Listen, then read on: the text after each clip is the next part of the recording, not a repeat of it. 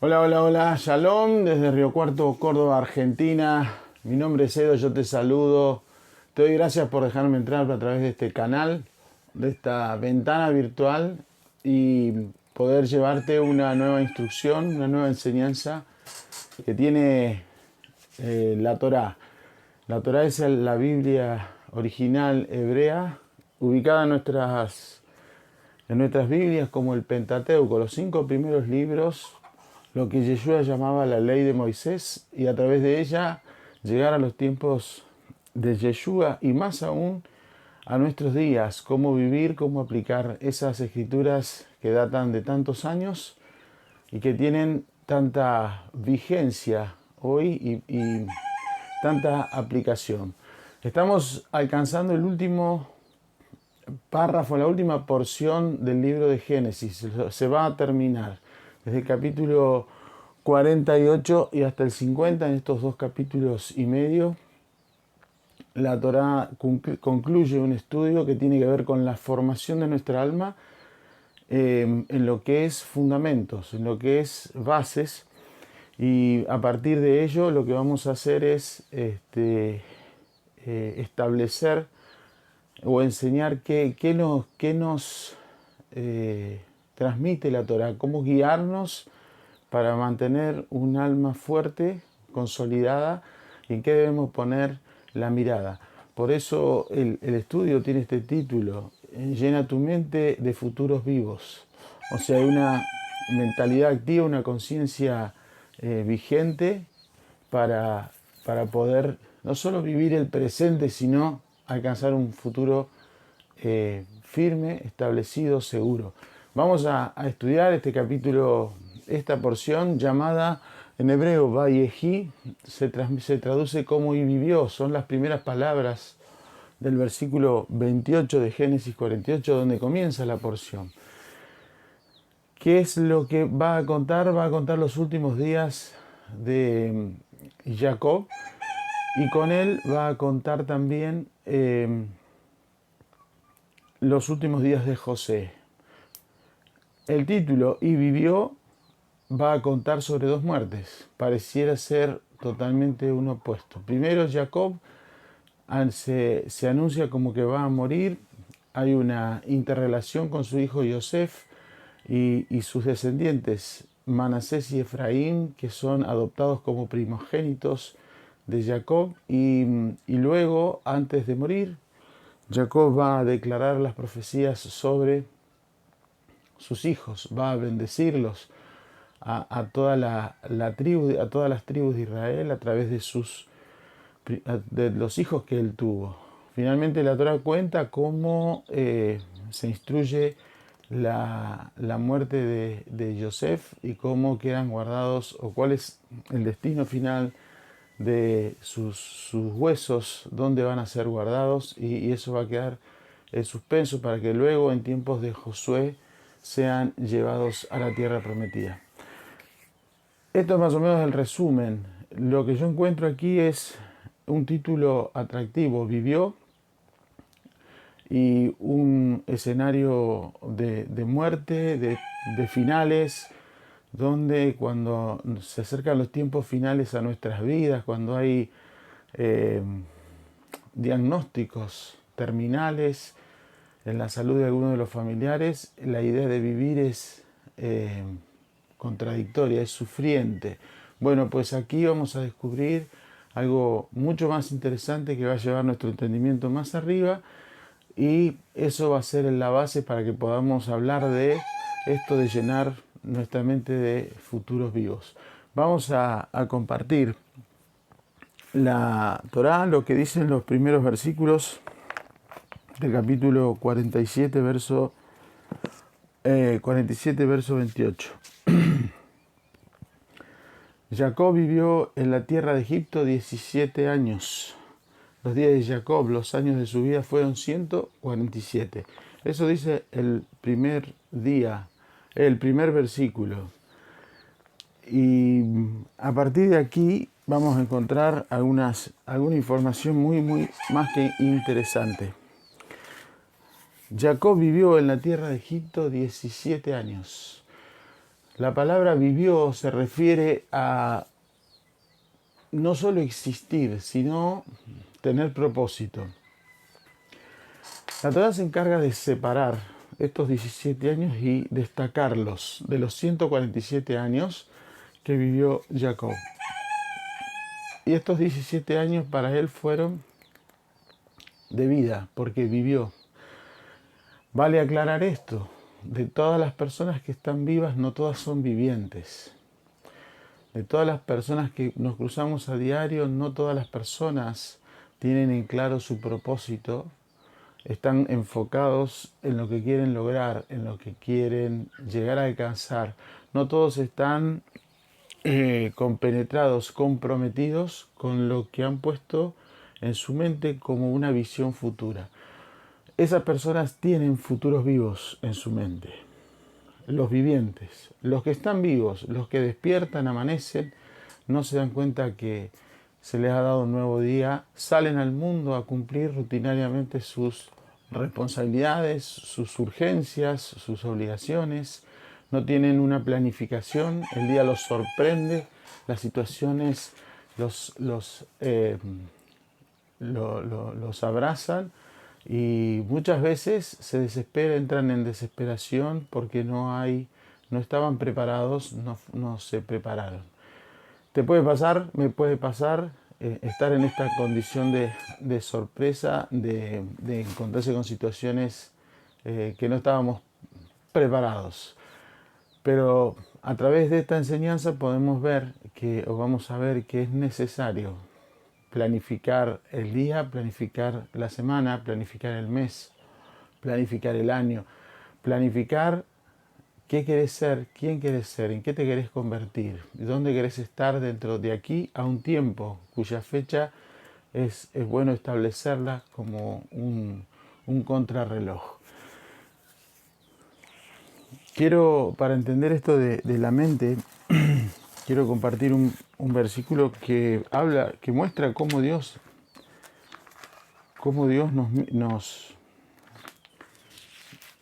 nos muestra cómo tener que ser. Porque no no es simplemente un pensamiento mío de decir, bueno, tengo que tener pensamientos o sea, futuros vivos, como yo le grafiqué en el título, sino que Dios mismo tiene pensamientos vivos, activos, vigentes, por los cuales Él hace y deshace, Él trae y quita, Él siembra y después arranca. Él tiene propósitos, es un Dios de pacto, es un Dios de planes y propósitos. El versículo 11 de Jeremías es bastante conocido, cuando lo leas te lo vas a recordar. Porque yo sé los pensamientos que tengo acerca de vosotros. El profeta Jeremías hace que Dios tenga mente y dice los pensamientos, o sea, su mente tiene pensamientos acerca de vos y de mí. Pensamientos de paz, características, ¿cómo son? De paz y no de mal. Pensamientos de paz y no de mal, entonces son de bien, para daros el fin que esperáis. Son pensamientos de paz, no son pensamientos de mal, pero son pensamientos de propósito. La primera pregunta que me hago, que me surge y que yo hago al leer simplemente que Jacob vivió 17 años en Egipto es ¿qué pensamientos tengo? ¿Con qué lleno mi mente? ¿Qué pensamientos ocupa mi mente? ¿De dónde los saqué? ¿Cómo llegaron? ¿Por qué razón los autoricé a quedarse ahí, a instalarse allí? ¿Por qué forman parte de esa de mi manera de creer porque eso después forma creencia? En Génesis 1, en Génesis 2, verso 7 dice: y formó Dios al hombre del polvo de la tierra. El hombre es resultado de una imagen y semejanza de Dios, pero luego envasado en barro. Eso es lo que dice esa primera parte. Y después dice, sopló aliento de vida en su nariz. Ahí insufló el alma, el eterno, el espíritu, el ruaj. Y finalmente el versículo dice, y fue el hombre un ser viviente. El hombre en sí es una entidad que tiene vida, pero al desconectarse perdió la característica de viviente. Siguió estando vivo, pero no viviente. Por eso Dios condicionó al hombre y le dijo, no comas de tal árbol, porque ese día ciertamente morirás. Y la verdad que no murió, Dios siguió hablando con Adán. Entonces, ¿de qué muerte se refería esta? Dejar de ser viviente para ser un hombre de estadística, un hombre común. El hombre de Dios es un hombre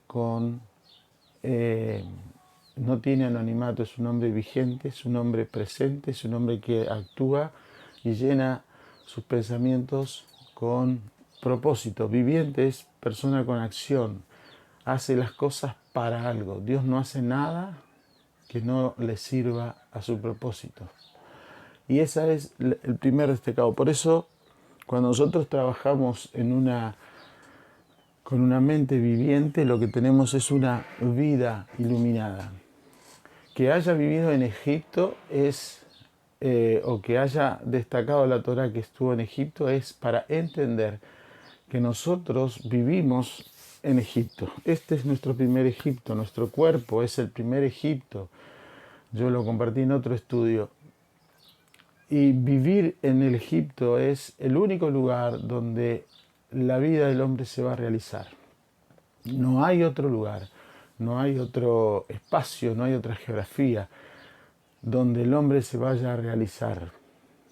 Porque para eso estamos aquí, para elevar nuestra conciencia y elevar el plano material al plano espiritual, a la altura de la luz. Cuando yo tengo una vida iluminada, cuando vos tenés una vida iluminada, la muerte no interrumpe la vida. Jacob va a morir, pero la muerte, cuando la persona es iluminada, es simplemente un cambio de estado, pero la vida sigue. Su memoria permanece. De hecho, nosotros seguimos recordando. Jacob, que es así mencionado, y no Israel, es el que muere. Jacob es el alma que deja de depender del ego, es el alma que deja de perfeccionarse. Israel se convirtió, o sea, Jacob se convierte en Israel y eleva su entendimiento.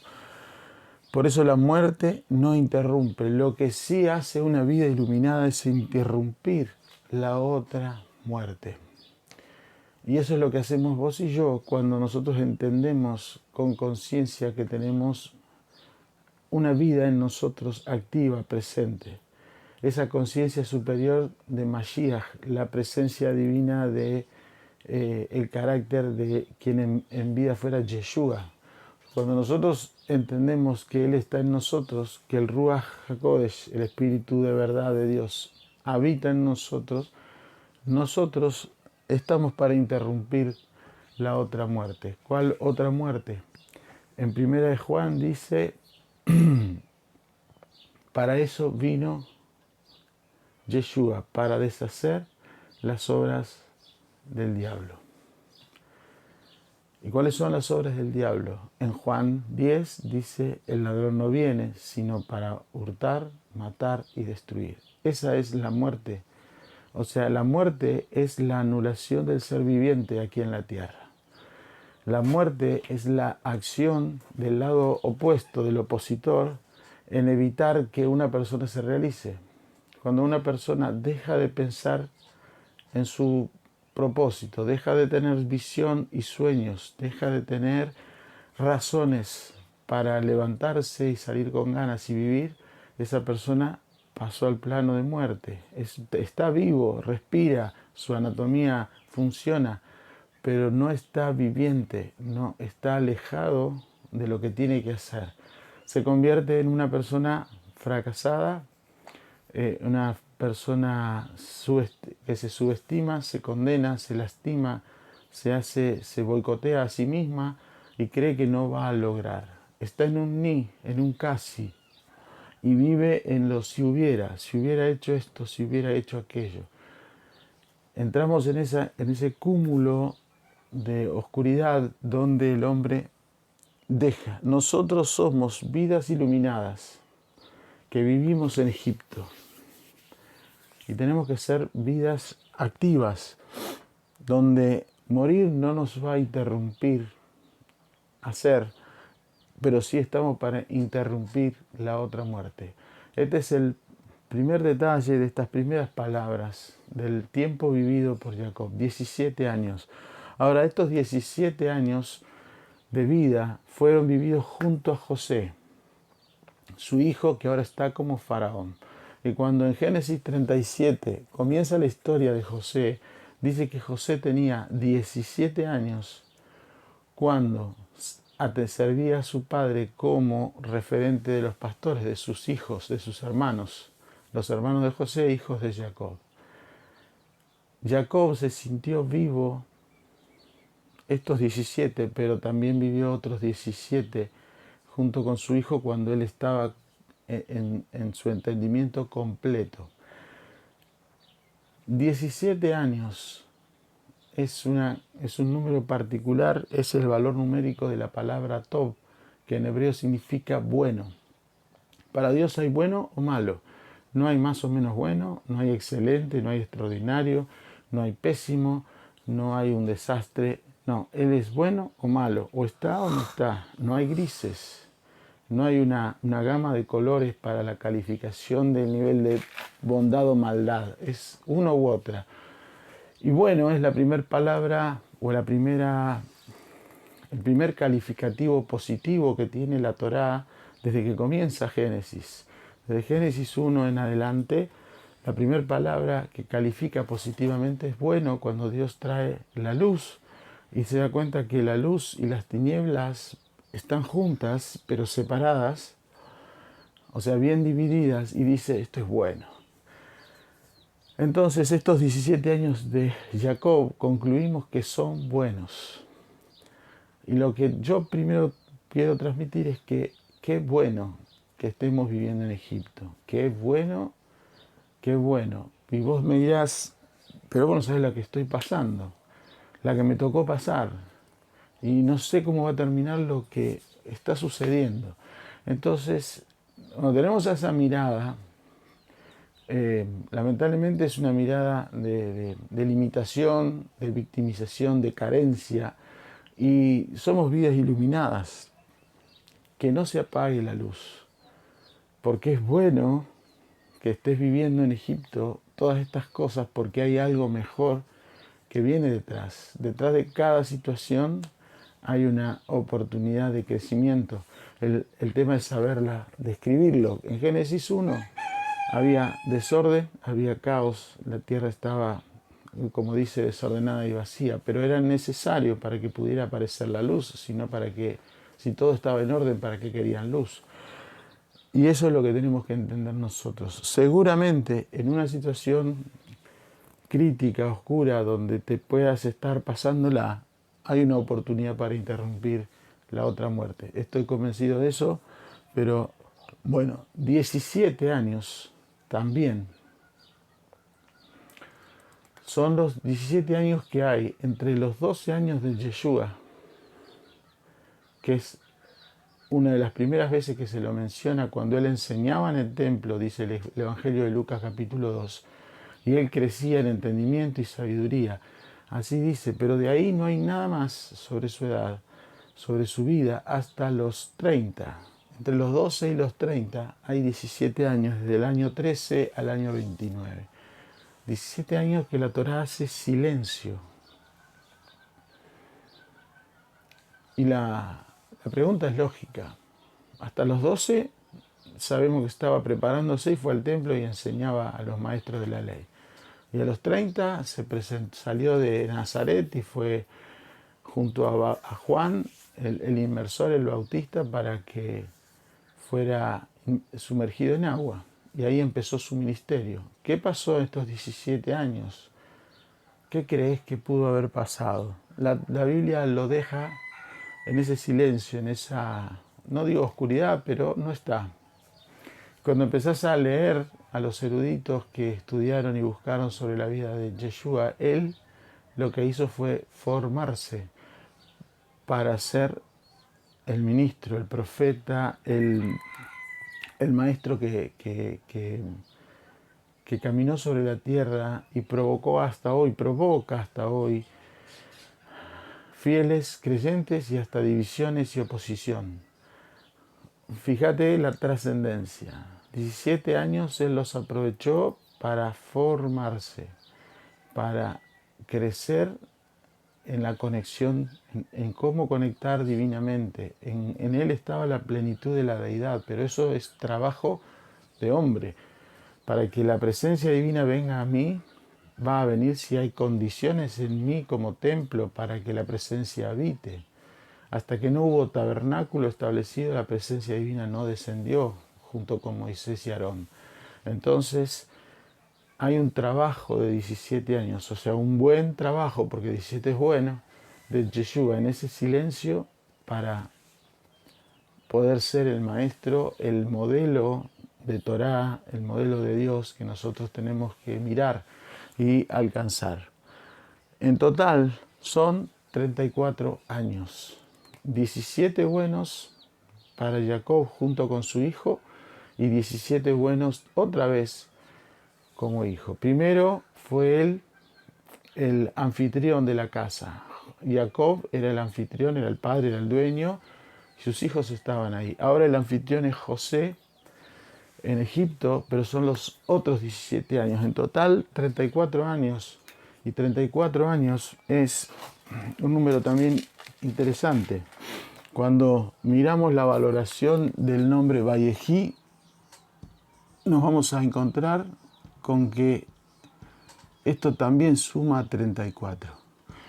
Por lo tanto, la vida de Jacob, estos 34 años de Jacob, o sea, el nombre Vallejí está diciendo que vivió 17 años en Egipto, pero también vivió 17 años de plenitud, de gozo con su hijo. Y aquí hay un terreno delicado que es la relación papá-hijo, hijo-papá. La oportunidad de ser el formador de un hijo y la oportunidad de ser el que honra a su padre. Dos etapas buenas de honra y de servicio como padre. Y eso es lo que ocurrió en 34 años.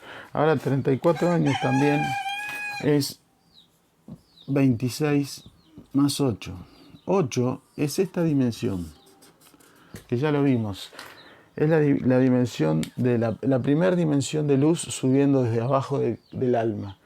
Esto es conexión con la luz, esto es biná, esto es entendimiento de la voluntad divina, entendimiento. Y 26 es el nombre sagrado.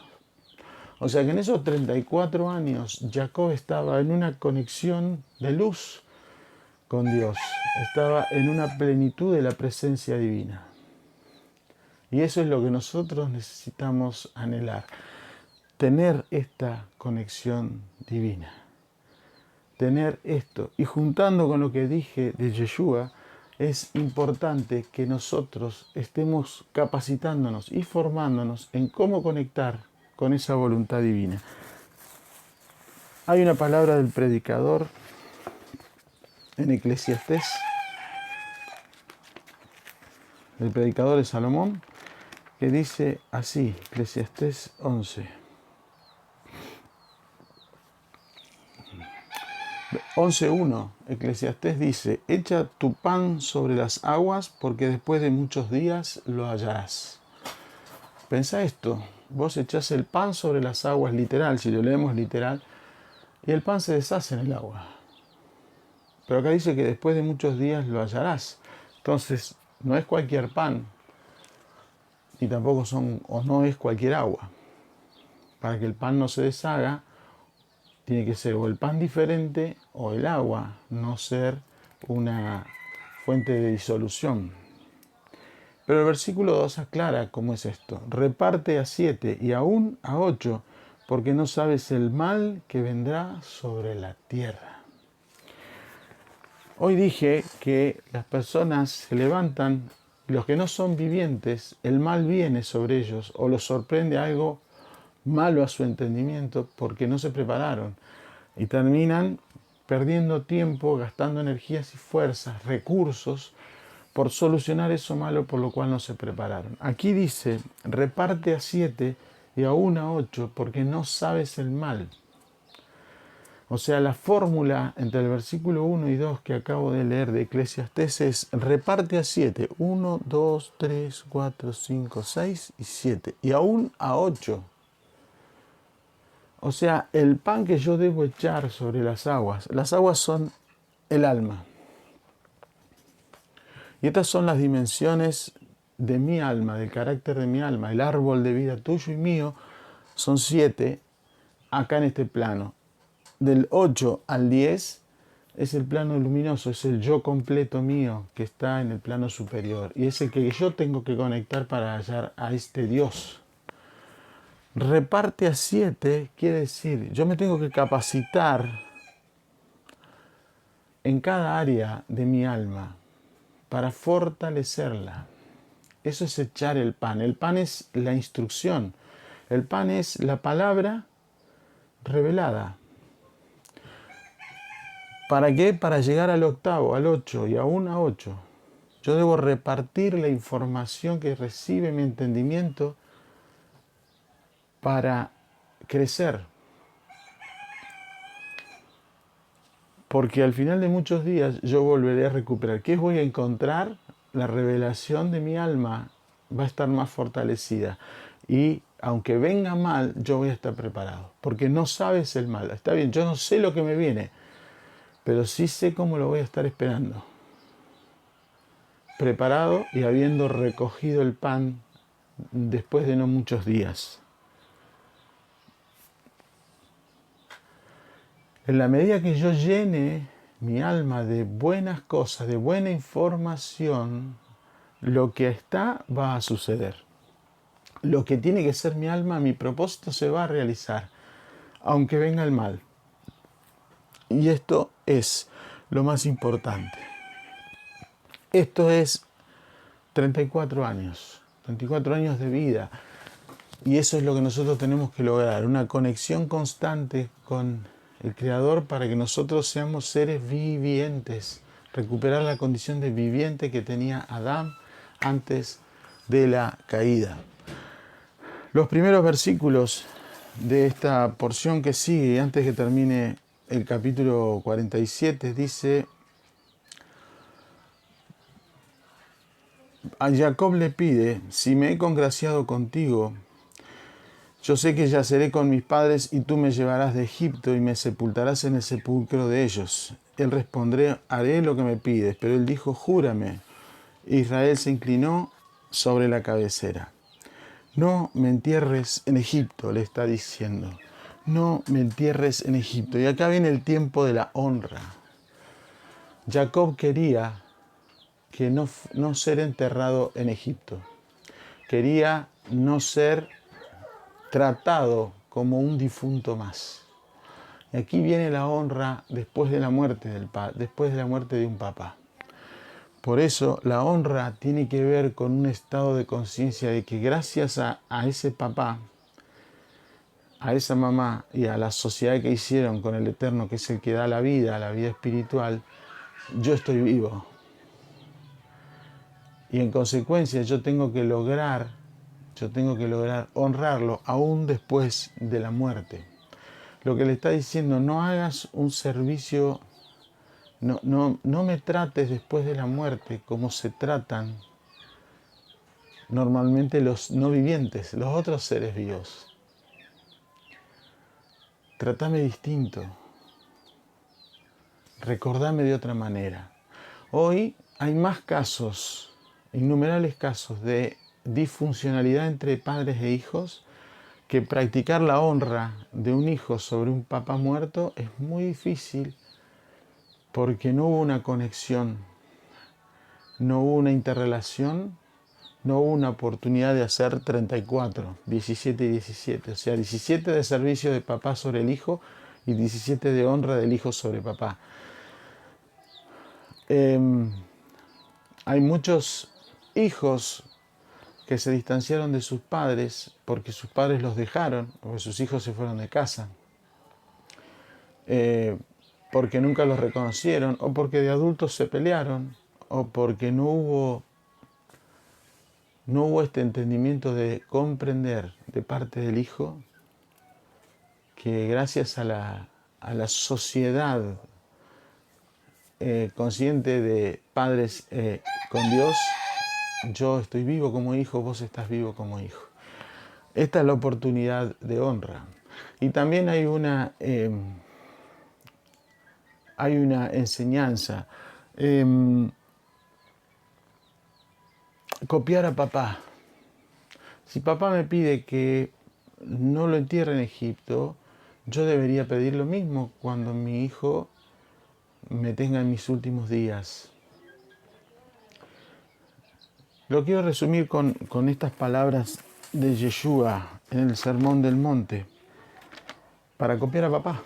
El modelo de papá que tenemos es perfecto, es nuestro Dios, y Yeshua lo vino a manifestar. Vamos a ir rápido. En el versículo 44 dice de Mateo 5, yo os digo, amen a vuestros enemigos, bendigan a los que les maldicen, haced bien a los que les aborrecen y oren por los que los ultrajan y persiguen, para que sean hijos de vuestro Padre, que está en los cielos, que hace salir el sol sobre malos y buenos y que hace llover sobre justos e injustos.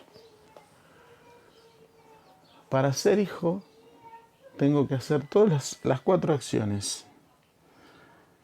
Amar a los enemigos, bendecir a los que maldicen, a los que me maldicen, hacer bien a los que me aborrecen y orar por los que me ultrajan y me persiguen.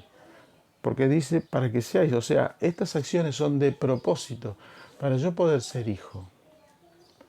Y esto es copiar a papá. Y después dice, seáis hijos de vuestro Padre que está en los cielos y hace salir el sol sobre malos y buenos, sobre justos e injustos. Y hace llover sobre justos e injustos. ¿Qué es lo que está diciendo? Que Dios no hace excepción de personas. El sol que yo disfruto aquí en este momento es el mismo que está disfrutando aquel que puede estar maltratando a sus hijos, a su cónyuge. Pues es el mismo sol que está iluminando o alumbrando, dándole calor a una persona que está cometiendo un delito. Y cuando llueve, llueve para todos igual. Y nosotros renegamos de esos días. Uy, qué calor, está insoportable. Uy, qué frío, el sol no salió.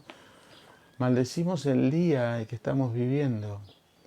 Nos quejamos del viento, nos quejamos de la lluvia, nos quejamos de las nubes, de las fuertes tormentas. Nos quejamos. Somos a veces representantes de carencias. Y nosotros somos vidas iluminadas. El 48 dice, sed pues perfectos como vuestro Padre que está en los cielos. Es perfecto. Un modelito nos dejó en esta palabra. Jacob está enfermo, así dice la Torá, y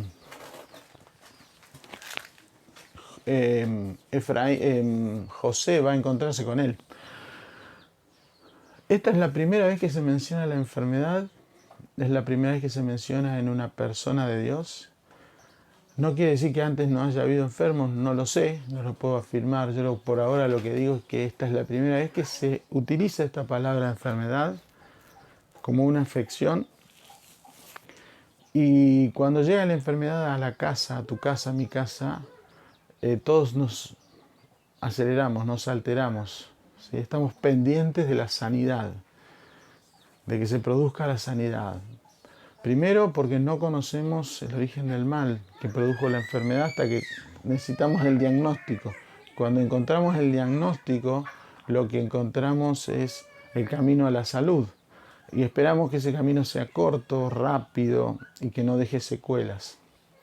Bueno, aquí la enfermedad es es un recurso que usa el eterno Dios para mostrarle a Jacob, para mostrarnos a nosotros a través de Jacob, lo limitada que es nuestra vida.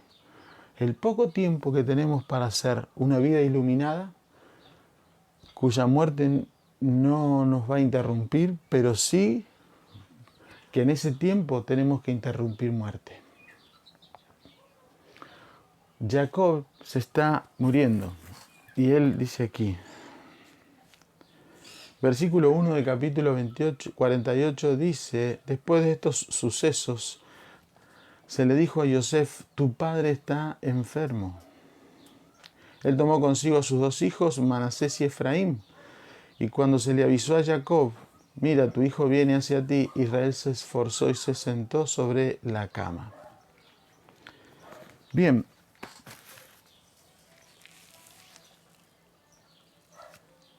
el recurso de Dios es aprovechar la enfermedad para que el hombre comprenda la cantidad de tiempo que se malgasta, la cantidad de energía que se echa a perder, la cantidad de recursos que se malogran, se malversan, se utilizan mal. Utiliza la enfermedad para que sea una oportunidad de corrección. Jacob, a partir de esta enfermedad, va a hablar con Yosef, va a bendecir a los hijos de Yosef y después va a reunir a todos sus hijos y los va a bendecir. Si no hubiese habido esta enfermedad, no estaríamos leyendo estas palabras en la Torá. Muchas personas cuando llega la enfermedad, utilizan a Dios, buscan manejar la voluntad de Dios. Y digo manejar con todas las letras, para que Dios sane, para que Dios no lo quite de la tierra. Los familiares se ponen en esta postura de posesivos, porque hay afectos, hay sentimientos, y peor aún, cuando alguien fallece, principalmente en un matrimonio, el otro cónyuge, que era muy unido al que falleció, al poco tiempo también fallece porque no sabe vivir solo, no sabe experimentar la vida solo. Fueron muchos años de unidad. Y no digo que esté mal o esté bien, pero estoy seguro que no estaban preparados. No están preparados. Estamos hablando de preparación de la mente, de llenar nuestra mente de futuros, de no temer lo que la muerte física puede hacer, sino que mientras estamos vivos, toda la muerte que nosotros podemos interrumpir. ¿Qué es interrumpir la muerte en otro? Es enseñarle el camino de la luz, enseñarle a creer no solo en Dios, sino en Él mismo, en despertar la luz en Él, en sus habilidades, en sus propósitos, dejar de ser una negación y convertirse en una persona positiva. No digo optimista, pero sí una persona que trabaje y se crea que puede cambiar, mejorar, crecer, prosperar y progresar. Y esa fue la oportunidad que aprovechó Jacob para hacer una lista innumerable de profecías. ¿Qué es la profecía? Un futuro vivo.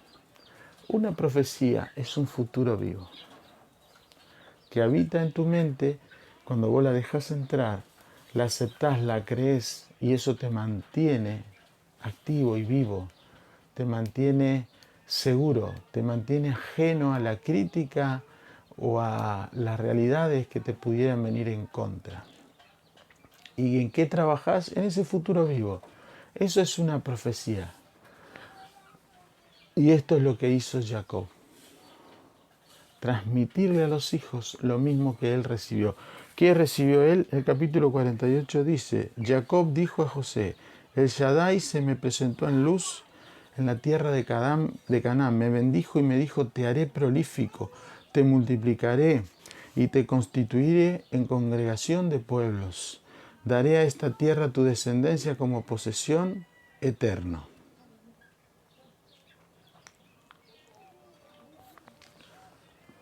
Jacob tenía presente lo que Dios le había dicho hace 17 años atrás, porque esto se lo dijo hace 17 años atrás. Y más aún, 20 años, o sea, 37 años atrás, también en Luz le volvió a decir, le dijo eso: yo no te dejaré, te multiplicaré, cuando se le aparecieron ángeles y él soñaba con una escalera. Él lo tenía presente. No sé qué profecías te dieron, no sé qué palabras te dio la misma escritura o algún varón o mujer de reino de conexión divina te haya transmitido diciendo: el Señor dice sobre tu vida, y vos la creíste. Si la creíste y no estás trabajando, ¿para qué la creíste? Te estás comprometiendo con algo que no... Es como que te contratan para un trabajo y después no vas a trabajar. Es lo mismo. Cuando hay una profecía, lo que te está haciendo Dios es contratando para hacer un trabajo.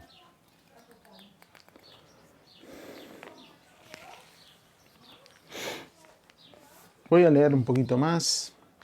Ahora tus dos hijos, estoy leyendo 48, capítulo 48. Efraín y Manasés nacieron en Egipto antes que yo viniese hacia ti, serán considerados míos tal como Rubén y Simeón. Y aquí aparece la primogenitura de Efraín y Manasés. El mayor es Manasés, así empieza la lectura, pero Jacob dice Efraín y Manasés.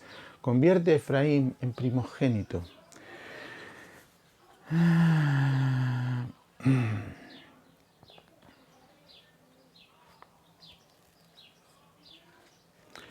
En el versículo 8 dice: Israel vio a los hijos de José y dijo: ¿quiénes son estos?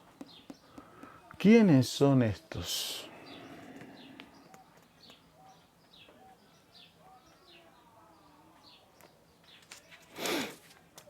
Y José le dijo: son mis hijos los que me ha dado Elohim por medio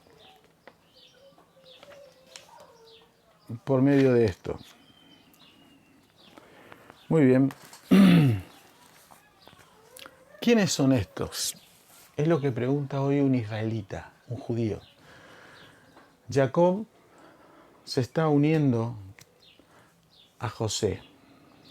En nuestra alma, Jacob se está uniendo a José. Tiferet se está uniendo al fundamento. Y el fundamento está conectado con el reino, que es la materia. Lo que está diciendo Jacob es: ¿quiénes son estos que te nacieron en Egipto? ¿Sabes quiénes son? Somos nosotros. Nosotros nacimos en Egipto. Nosotros somos los efraimitas que nacimos en Egipto. Y hoy Israel proféticamente dice: ¿quiénes son estos que hablan de Torá? ¿Quiénes son estos que se creen, asumen el rol de hijos de Dios? ¿Quiénes son estos? Es la misma pregunta. Es la misma pregunta que hace Israel, la hacen los judíos que están hoy abriendo sus puertas de conocimiento a nosotros. ¿Quiénes son estos? Y después le dice Jacob: acercámelos. Y José le va a acercar a estos dos varones para que los bendiga. José es la figura o la tipología de Yeshua, que lo único que hizo fue acercar a Efraín al reino, porque él dijo: el reino de los cielos se ha acercado. Lo que faltaba es que se acercaran los efraimitas, que somos nosotros. Si vos estás retornando al conocimiento del Padre a través del conocimiento de Yeshua, de reconocer a Yeshua como el recurso para volver al Padre, entonces estás viviendo esta profecía, estás cumpliéndola. Estás dejando que Efraín se acerque a Israel. E Israel no es el país de Israel actual. Israel es un nivel de conciencia. Israel es un nivel de conciencia. Y lo más importante es esto, que lo más importante, hasta ahora creo que no hay nada. El versículo 10 del capítulo 48 dice: pero los ojos de Israel estaban enceguecidos por la vejez, ya no podía ver. Entonces José se los acercó y los besó y los abrazó. Y entonces Israel dijo a José: Israel, ya no es Jacob. Israel dice: yo no pensaba ver tu rostro. Y resulta que Elohim también me hizo ver tu descendencia. Y acá puse veo y lo puse en dos colores. Israel no pensaba ver, acá está José, veo, y acá está Efraín. ¿Qué es lo que vio José? Si tenía mal los ojos, si no podía ver, dice, yo no podía ver, ahora no pensaba ver tu rostro, pero ahora veo hasta tu descendencia. Pero más arriba dice, si no veía, ¿qué vio esta mente profética? ¿Qué vio en visión? Vio que José iba a tener esa descendencia que a él le prometieron. Los millares de millares. Él vio la diáspora, sabía que él se iba a morir y cuando él muriera comenzaría lo que es la diáspora, el exilio, mejor dicho, el exilio, donde nosotros tendríamos que hacer un camino para que Yeshua, el segundo José, nos acerque de nuevo a Israel, a la conciencia Israel. Este veo es un juego de palabras. Él no podía ver, pero dice, no iba a ver tu rostro y ahora veo también a tu descendencia. A eso se está refiriendo veo. ¿Qué dijo Israel? A ver, me voy a meter con un tema que es delicado. En los sistemas cristianos religiosos hay la deidad de Dios es una Trinidad. Dios Padre, Dios Hijo y Dios Espíritu. Dios dice en Jeremías 31:9 que Efraín es mi primogénito. Y ahora Israel leímos, dice, yo asumo a Efraín como primogénito. ¿Cuál es la verdad? Si el primogénito de Dios es Yeshua y el primogénito de Israel es Efraín, y para Dios el primogénito es Efraín, ¿cuál es la verdad? ¿Cuál es verdadero? ¿Hay Trinidad? Yo entiendo que no, lo dejo para que lo investigues. Pero ¿cuál es el primogénito? Para Israel el primogénito es Efraín. Dios en Jeremías 31:9 dice, Efraín es mi primogénito. Y Yeshua dijo, de tal manera habló Dios al mundo que envió a su primogénito para que todo aquel que en él crea no se pierda y tenga vida eterna. ¿Cuál es el primogénito? O la pregunta es, ¿qué es el primogénito? El primogénito es la conciencia Israel. A ver, ¿dónde lo puedo poner? Acá. El primogénito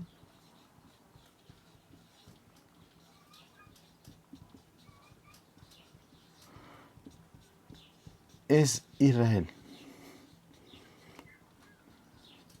Conciencia. Es una conciencia. Es un nivel. Yeshua tenía esa conciencia y por eso él dijo el reino de Israel, el reino de los cielos, que es Israel se ha acercado. Yeshua traía esa conciencia y él dijo, este es el modelo. Israel es la conciencia que creó Dios como pueblo para que todos lleguemos a ese nivel de conocimiento. Vamos a empezar a terminar. En Génesis 50:50 hay un propósito. En el capítulo 49 están todas las profecías sobre los hijos de Israel, que ahora los vamos a ver en un tema que es el que tiene que ver con el título. En Génesis 50:20, a pesar de que ustedes se hayan propuesto dañarme, Elohim lo propuso para bien, a fin de hacer lo que hoy se ve, preservar vida de mucha gente. No nos olvidemos de eso. Estamos como vidas iluminadas para preservar la vida, preservar la vida.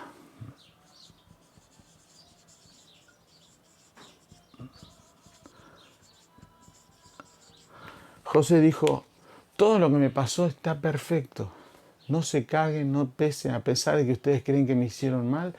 Está todo perfecto. Tenía que suceder para que yo llegue a este lugar y pueda preservar mucha vida. Donde estás para preservar vida. No te enojes, no reniegues, no busques culpables de por qué llegaste a este lugar. sino pensá que todo fue hecho para que vos preserves vida en ese lugar. Ese es el propósito. Y ahora me meto con las profecías. Israel empieza a declarar profecías sobre sus hijos, uno por uno, desde el mayor hasta el menor, que es Benjamín, y soltar palabras que hicieron que ellos llenaran sus mentes de futuros vivos, y ellos hoy son el resultado de eso. El de Judá dice que en Judá tenga el cetro de la ley, que sea el león, y hasta que venga Silo o Shiloh, que es príncipe de paz. Y eso se cumple. Judá, los israelitas, los judíos, tienen la ley, la manejan, la entienden, la profundizan, saben cómo usarla, cómo aplicarla, prosperan, es un país próspero. Los judíos son prósperos, tienen recursos, no dependen del dinero, el dinero depende de ellos. Tienen salud, tienen una baja tasa de divorcios, tienen un alto nivel de salud, un bajo nivel de enfermedad. ¿Por qué? Porque ellos administran la ley. Pero dice también hasta que venga Shiloh. Cuando vino Shiloh, cuando vino Yeshua, la ley tuvo que ser reinterpretada, porque ellos la deformaron y por eso los fariseos no aceptaban a Yeshua, porque Yeshua los confrontaba con todos los cambios que ellos le habían hecho. Habían instalado mandamientos de hombre como si fueran directivas de Dios. ¿Cuántas hay en mi mente? Esa es la pregunta. ¿Cuántas verdades proféticas hay en tu mente? ¿Cuánto crees de esto que es para vos? De todas las promesas que hay acá o en la Biblia tradicional completa, en la Biblia cristiana, latina, no sé, ¿cuántas crees que hay? ¿Y cuánto lo vivís? ¿En cuáles creo? ¿En cuáles creo? Yo creo que soy sano. La palabra vino a mí en el año 2009, a mi corazón en abril. En la carta de Timoteo, Dios le dice, el apóstol Saulo le dice a Pablo, a Timoteo, entre tanto que voy, ocúpate de la lectura, la enseñanza y la exhortación. Y a mí se me grabó. Entendí que tenía un llamado a la enseñanza. No sé si maestro de la palabra, pero sí a la enseñanza. Entonces yo leo, estudio, leo y enseño, exhorto. Y ese es mi propósito. Y después hay otra palabra en Isaías 55 que dice, serás restaurador de portales, restaurador de ruinas. O sea, yo tengo, por cierto, que me voy a encontrar con personas que fueron formadas con una religión encima y que yo lo único que tengo que hacer es reconstruir esas ruinas con conocimientos sólidos. Lo creí te estoy hablando de 2009, hace 16 años, y no lo pierdo de vista. Porque lo creo y ese es mi propósito y yo voy por eso. Creo que soy sano y no consumo medicina a mis 57 años. Te comparto esto no para jactarme, sino para hacerte ver que si te lo dijeron y lo creíste y está en tu corazón, vivilo. Llena tu mente de futuro. ¿Cómo te ves? Yo veo que va a haber un centro de enseñanza, que yo voy a poder conducirlo y ayudar a muchos a llenar su mente de conocimiento para que puedan después poner proyectos firmes. Esto, acción, ¿qué estoy haciendo con ello? Y aquí quiero hablar de esto, de llenar la mente de futuros vivos y quiero terminar. Te voy a dar una clave que es Baba. Son siglas para que fácil memorices. Baba. ¿Qué es Baba? La primera B es visión. Visionar. El libro de Habacuc dice, en el capítulo 2, escribe la visión para que aquel que la lea corra. porque a su tiempo eso va a suceder.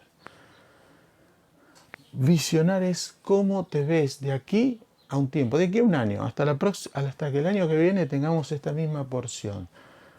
Anotar cómo te ves, dónde te crees que vas a estar, en qué nivel, con qué gasa, con qué cosas. Visionar. Empezar a llenar tu mente de cosas buenas. No importa si son posibles o imposibles hoy. No dependas de la realidad ni de tu realidad. Si somos hijos del Padre, nosotros tenemos canilla libre en el sentido de que las bendiciones ya están. El tema es que nosotros tenemos que creer en nosotros. Si vos no tenés mucha fe en vos, es muy difícil que te veas mejor de lo que estás, o mucho mejor, o grandemente mejor de lo que estás. Y eso es necesario. Es necesario. Yo soy hijo de Dios. ¿Cuántas veces te decís, soy hijo de Dios? Mirate al espejo y escribí en esta visión palabras que hablen bien de vos. Yo tengo escrito en una pizarra, yo soy capaz, yo soy completo, yo soy saludable, yo soy imparable, yo soy la persona correcta en el lugar correcto, en el tiempo correcto. Eso tengo escrito de mí y lo veo cada mañana. Yo creo en mí, tengo que creer en mí, tengo que creer más en mí para soltar más potencial. Y si vos empezás a hacer una rutina diaria, te mirás al espejo y te hablás. Yo soy bueno, yo soy bueno, yo soy perfecto. No importa cuántos defectos tenga, Dios te ve perfecto. ¿Por qué vas en contra de la voluntad de Dios? La segunda palabra es accionar. Accionar es hacer acciones coherentes con la visión. Yo puedo, yo soy capaz, pero viene algo para hacer, no sé si me va a salir. Hablamos mal. Accionar es poner en marcha aquello que yo creo. Si creí, Pablo dijo, creí, por tanto hablé. Creer y hacer, creer y hacer. Creo que puedo, vamos, fíjate un objetivo, vamos por él. Sale una fortuna.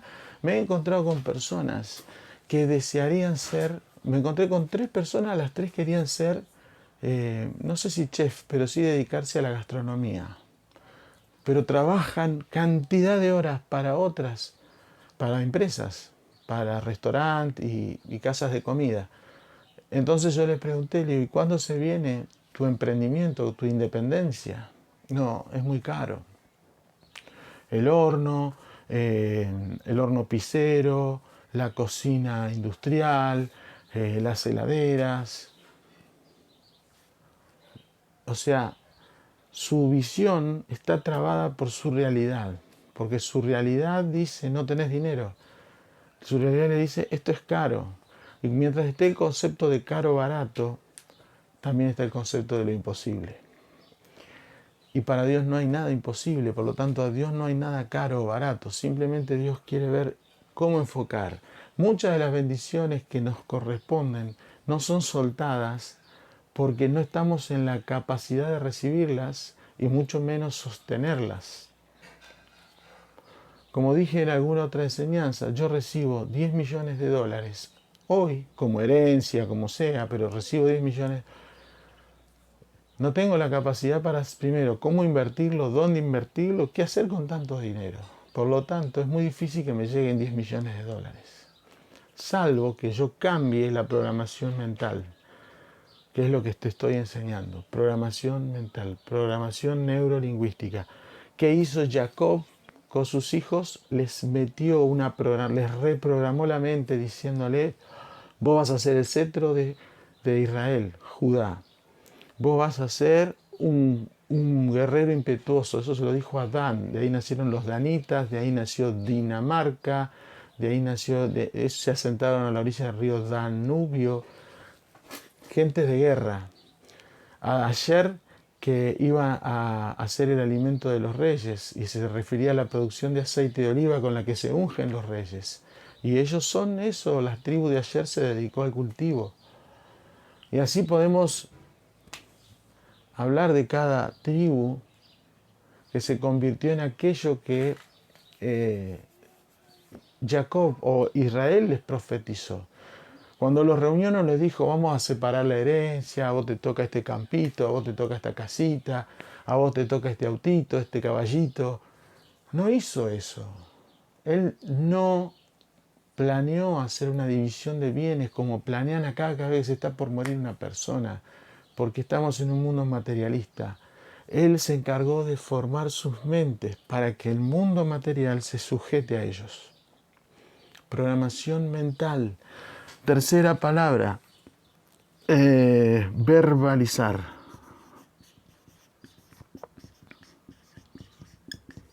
¿Qué es verbalizar? Hablar, expresar en voz alta. Yo soy hijo de Dios, yo soy capaz, yo soy saludable, yo soy imparable, yo soy perfecto, estoy en el tiempo indicado, perfecto y bajo la cobertura y el respaldo de Dios. Yo soy. Hablarlo públicamente, no sé, te van a tomar de loco, de loca, pero hablalo, rompe el aire con las palabras, que el universo escuche. Yeshua, cuando estaban en el monte de la transfiguración, una voz del cielo dijo, este es mi hijo amado, a él oigan. A él oigan. Dios cada mañana sale y dice, este es mi hijo amado, a él oír. Si vos crees que Dios hace eso, entonces tenés que hablar de lo que sos. Y esto no es ego, no es jactancia, no es soberbia, arrogancia. Es decir lo que dice la palabra de Dios.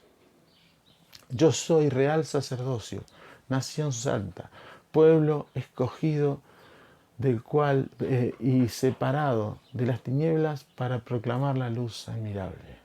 Yo soy eso. Yo soy. Yeshua decía yo soy y como los otros no les cuadraba, lo mataron. Yo no te digo que te vayan a matar, porque por más que te maten, si a Yeshua lo resucitaron, a vos te van a guardar y a cuidar, y a mí también. Pero él tenía claro quién era y vos tenés que tener, y yo tengo que tener quién soy claro. Y esto es asumir el rol. Asumir el rol es creer que sos quien decís que sos allá en el futuro. Los futuros vivos son en presente. Todas las profecías no dice Dios te va a dar, Dios te va a hacer, te vas a convertir en. Todas las profecías son en presente. En presente, es ahora. Para Dios no hay presente, futuro ni pasado. Para Dios es toda una unidad de tiempo. Nosotros para Dios estamos realizados. El único que no se ve realizado es uno. Por lo tanto, todo el yo soy lo tenés que decir hoy, aunque hoy no tengas eso. Yo soy capitán de un barco, aunque no tengas ni siquiera el traje de capitán. Pero si vos crees que podés tener una flota de barcos y ser el capitán, hoy tenés que verte así, hoy moverte de esa forma, hoy actuar de esa forma. Yo creo que voy a tener un centro de educación para reprogramar la mente a través de las enseñanzas de la Torá. Todavía no lo tengo, pero lo estoy haciendo, porque yo creo que va a suceder, en mayor o menor medida. Eso es. Reprogramar la mente. Lo más importante es llenar de información tu subconsciente de verdades positivas, pero vivas. Le puse profecías, pero en sí son verdades que hablan de cómo vas a ser en el futuro. Si hoy vos no te ves, ni siquiera pensaste en cómo te vas a ver en el futuro, entonces nunca vas a hacer nada. Porque si vos no te ves, nadie te ve. Nadie se ocupa de mirar, a ver, che, ¿cómo lo puedo ayudar a él a ser dueño de un centro de enseñanza? Nadie hace eso por mí. Si yo no lo veo, nadie me va a venir a ayudar.